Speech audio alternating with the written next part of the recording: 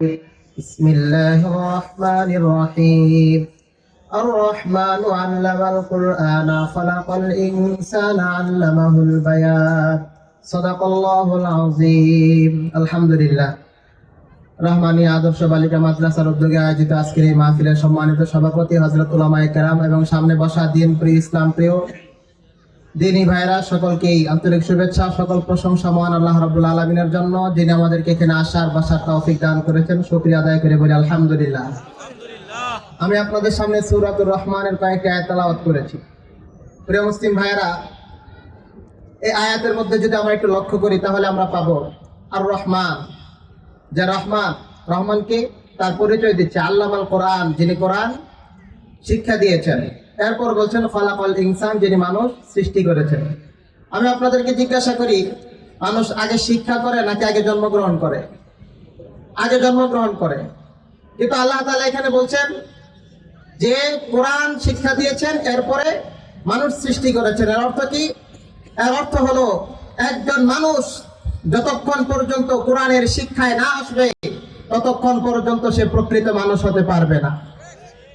প্রিয় মুসলিম ভাইয়েরা আমার, আজ থেকে 1400 বছর পূর্বে বিশ্বনবী হযরত মুহাম্মদুর রাসূলুল্লাহ সাল্লাল্লাহু আলাইহি ওয়াসাল্লাম যখন তিনি এই পৃথিবীতে আগমন করেন, সেই পৃথিবীর মানুষগুলো, তাদের মধ্যে মানবতা ছিল না, মনুষ্যত্ব ছিল না, নীতি নৈতিকতা ছিল না, রাহাজানি, ডাকাতি, চুরি, জিনা, ব্যভিচার ইত্যাদিতে ভরা ছিল সেই সমাজ। সেই সমাজের মানুষের ভিতরে চুরি, রাহাজানি ছিল পছন্দ না। সেই সমাজকে কিভাবে ভালো বানাতে হবে, কিভাবে সেই গুণে ধরা সমাজকে সুন্দর বানাতে হবে, সমাজের মধ্য থেকে অত্যাচার, নির্যাতন, শোষণ সবকিছু দূর করে শান্তি শৃঙ্খলা কিভাবে প্রতিষ্ঠা করতে হবে, নবীজি সাল্লাল্লাহু আলাইহি ওয়াসাল্লাম হেরা পর্বতের গুহায় বসে চিন্তা করছেন, গবেষণা করছেন। 40 বছর একদিন যখন নবীজির পূর্ণ হলো, আল্লাহ রাব্বুল আলামিন হযরত জিবরাইলের মাধ্যমে কোরআন নাযিল করলেন নবীজির উপরে।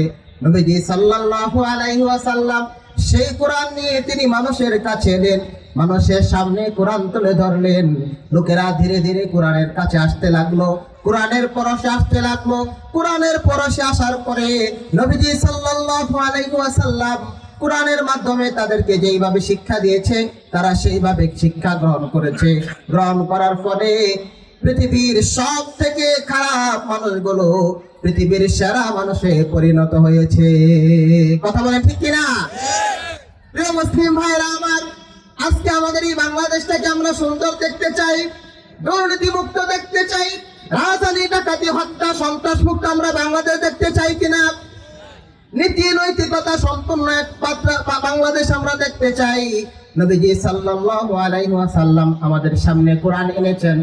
এই কোরআনের মাধ্যমে পারবো, অন্য কোন শিক্ষায় আমরা পারবো না। আমরা যদি ইউরোপের দিকে তাকাই, আমরা যদি আমেরিকার দিকে তাকাই, তাহলে দেখবো আমরা প্রিয় মুসলিম ভাইরা সেই দেশে শিক্ষা, তাদের উন্নত ব্যবস্থায় শিক্ষা ব্যবস্থা তেমন দুর্বল নয়, বরং উন্নত শিক্ষা ব্যবস্থা সেই দেশে চালু।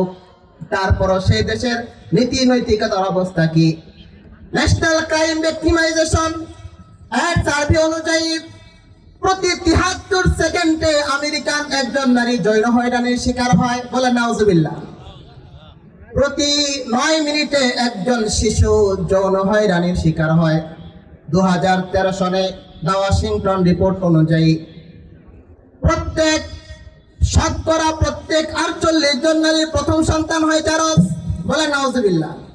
তাহলে প্রিয় মুসলিম ভাইয়েরা আমার, যেই দেশে শিক্ষা আছে, প্রযুক্তি আছে, উন্নতি আছে, সমৃদ্ধি আছে, সবকিছু থাকার পরে সেই দেশের নীতি নৈতিকতার অবস্থা কেন? একমাত্র হচ্ছে সেই দেশে সবকিছু থাকতে পারে কিন্তু সেই দেশে কোরআনের শিক্ষা প্রচলিত নাই। কথা বলে ঠিক কিনা? আজকে আমরা বাংলাদেশে দেখতে পাই 9 বছরের শিশু থেকে 90 বছরের বৃদ্ধা পর্যন্ত ধর্ষিতার শিকার হয়ে যায়। আমরা দেখতে চাই বা আমরা দেখতে পাই এই বাংলাদেশে যেখানে সেখানে হত্যা, সন্ত্রাস, নানান দুর্ঘটনায় ভরে যাচ্ছে বাংলাদেশ। আমরা বলতে চাই এই কথা, আমার এই দেশটাকে যদি দুর্নীতি মুক্ত করতে হয়, সন্ত্রাস মুক্ত করতে হয়, চাঁদাবাজ মুক্ত করতে হয়, জিনা, ব্যভিচার, অনৈতিকতা মুক্ত করতে হয়, তাহলে এই দেশের প্রাইমারি থেকে নিয়ে সর্বোচ্চ ক্লাস শিক্ষাকে বাধ্যতামূলক করতে হবে। এই শিক্ষাকে যদি বাধ্যতামূলক করা না যায়, তাহলে এই বাংলাদেশ আজকে 54 বছর পাড়ি দিয়েছে। 54 বছর শুধু নয়, নেতার পর নেতা আসবে, ক্ষমতার পালাবদল হবে, নেতার পরিবর্তন হবে, বাংলাদেশ শান্তির মুখ দেখতে পারবে না। প্রিয় মুসলিম ভাইয়েরা আমার, এই শিক্ষাটা শুধু ছেলেদেরকে দিলে হবে না, মেয়েদেরকেও দিতে হবে। কারণ মেয়েদের সম্পর্কে প্রিয় মুসলিম ভাইয়েরা আমার, এই কথা মনে রাখতে হবে, মানব সমাজটাকে যদি একটা গাড়ি ধরা যায়, একটি চলমান যানবাহন যদি মানব সমাজটাকে ধরা যায়, তাহলে আর একটি চাকা হচ্ছে নারী, আর একটি চাকা হচ্ছে পুরুষ। গাড়ি যেমন এক চাকা দিয়ে চলে না, ঠিক তেমনি ভাবে শুধু পুরুষ দিয়ে সমাজ চলে না। গাড়ি চলতে হলে যেমন দুইটা চাকার প্রয়োজন পড়ে, ঠিক তেমনি ভাবে সমাজ যদি সুন্দরভাবে চলতে হয়, নারী পুরুষের দুইজনের অবস্থানই থাকতে হবে। অতএব আমি আমার দেশে শুধুমাত্র পুরুষদেরকে কোরআনের শিক্ষা দেব, তাহলে দেশ সুন্দর হয়ে যাবে না। বরং পুরুষদেরকে যেমন ভাবে আমি কোরআন শিক্ষা দিব, সমান গুরুত্বের সাথে আমার এলাকার, আমার সমাজের, আমার দেশের নারীদেরকেও কোরআনের শিক্ষা দিতে হবে।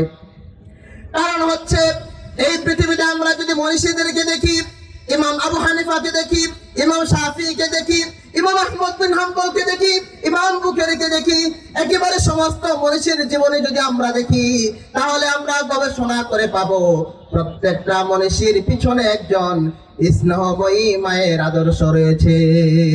কথা বলে ঠিক কিনা? ইমাম বুখারী রাহমাতুল্লাহি আলাইহি নাম শুনেছেন আপনারা। পূর্ব পশ্চিম গোটা পৃথিবীতে তার কিতাব সমানভাবে সমাদৃত। এই কিতাব যিনি লিখেছেন ইমাম বুখারী রাহমাতুল্লাহি আলাইহি, তার মেধা যেমন তীক্ষ্ণ ছিল, এক বসায় 15,000 হাদিস তিনি মুখস্থ শুনিয়ে ফেলেছেন। বলেন সুবহানাল্লাহ।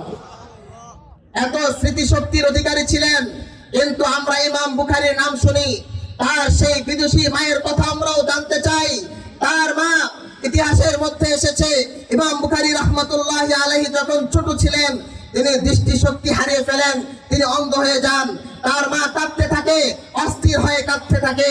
হযরত ইব্রাহিম আলাইহিস সালাম তার মাকে বলেন, ইয়া হাযিহি ক্বাদ রাদ্দাল্লাহু আলা ইবনিকা আলা ইবনিকি লিকাসরাতি বাসরাহু লিকাসরাতি বুকাইকা, শুনো, তুমি এত কেঁদো না, আল্লাহ রাব্বুল আলামিন তোমার অধিক কান্না করার কারণে তোমার ছেলের দৃষ্টিশক্তি ফিরিয়ে দিয়েছে।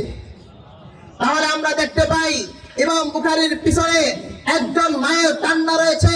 ঠিক তেমনি ভাবে আজকের সমাজে আমরা যদি আমাদের নারীদেরকে নীতি নৈতিকবান করতে পারি, আমরা যদি নারীদেরকে শিক্ষা দিতে পারি, তাহলে সেই নারীরাই আগামী প্রজন্মের যোগ্য নেতা তৈরি করে দিবে।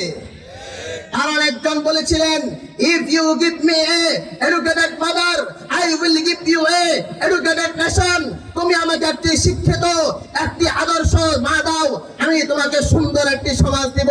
এর অর্থ হচ্ছে একজন নারী সে আগামী দিনের যোগ্য নেতা তৈরি করবে।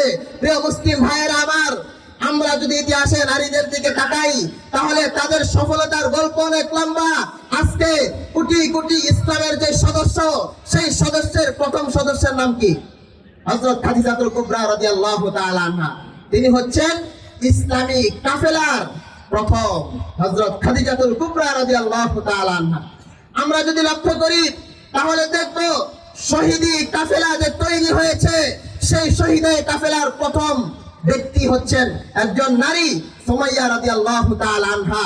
আমরা যদি আরো লক্ষ্য করি, তাহলে দেখতে পাবো সুলতান সালাউদ্দিন আইয়ুবী যেই বাইতুল মুকাদ্দাসকে ইহুদিদের হাত থেকে, খ্রিস্টানদের হাত থেকে রক্ষা করেছে, সেই সুলতান সালাউদ্দিন আইয়ুবী তৈরির পিছনে একজন মহিষী নারীর অবদান রয়েছে। প্রিয় মুসলিম ভাইয়েরা আমার, আমাদের নারীদের পর্দা কেমন হবে? খাতুনে জান্নাত হযরত ফাতিমাতুজ জোহরা রাদিয়াল্লাহু তাআলা আনহা দেখিয়েছেন। তিনি বলছেন, উম্মে উমাইস তাকে ডেকে বলছে, উমাইস শোনো, আমার বড় অবাক লেগে যায় যখন দেখি কোনো মেয়ে ইন্তেকাল করে আর তাকে একটা কাপড় দিয়ে রেখে দেওয়া হয়। পুরুষেরা তার দিকে তাকায়, তাকানোর পরে তার শরীরের গঠন প্রকৃতি দেখে ফেলে। আমার মৃত্যু যখন হয়ে যাবে, তুমি কাউকে জানাবে না, গোসল দিবে রাতের আধারে হযরত আলী আর কয়েকজন সহ রাতের আধারে ভোর হওয়ার আগে আগে তুমি আমাকে দাফন দিয়ে দিবে। এর কারণ হচ্ছে আমার রাতের আধারে দাফন হওয়ার কারণে পৃথিবীর কোনো পরপুরুষ যেন আমাকে দেখতে না পারে। আমাকে দেখা তো দূরের কথা, পর্দার উপর দিয়ে, কাপড়ের উপর দিয়ে আমার শরীরের গঠনটা পর্যন্ত দেখতে না পারে। এই জন্য তোমরা আমাকে রাতের আধারে কবর দিয়ে দিও। প্রিয় মুসলিম ভাইয়েরা আমার, আম্মা জান আয়েশা রাদিয়াল্লাহু তাআলা আনহা তিনি বলেন, আমার ঘরে যখন নবীজি সাল্লাল্লাহু আলাইহি ওয়াসাল্লামের কবর হলো, আমি তখন স্বাভাবিক মেয়েদের মতোই ঘরে থাকতাম, অবিন্যস্ত গোসলে থাকতাম, তেমন পর্দার প্রতি আমি ঘরে তেমন গুরুত্ব দিতাম না।